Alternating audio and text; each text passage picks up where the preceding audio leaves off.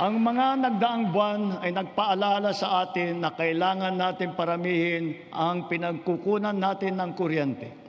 Ito ay isang tanda ng pagiging matatag na bansa. Kaya't kasalukuyan nating binabantayan at tinututukan ang 200 proyekto na matatapos hanggang sa dulo ng administrasyong ito. Ang kabuuang kapasidad ng mga ito ay halos 10,000 megawatt. 45 sa mga ito ay natapos na at 31 ay matatapos ngayong taon. At ang 124 naman ay inaasahang matatapos hanggang sa 2028. Dagdag pa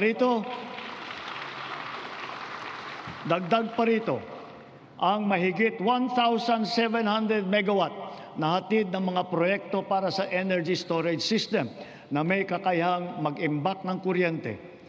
Karagdagang seguridad ito sa 2028 para sa halos 30 milyong kabahayan at mga industriya sa bansa.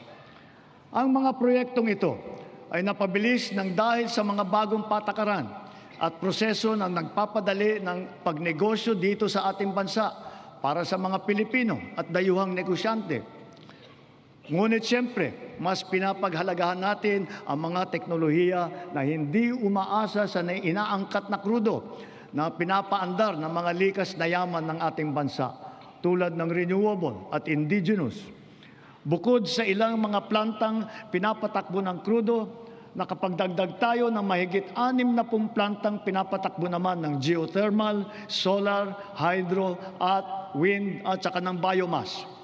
Because of the extension as well of the Malampaya service contract until 2039, drilling operations once again resume for the first time in 8 years.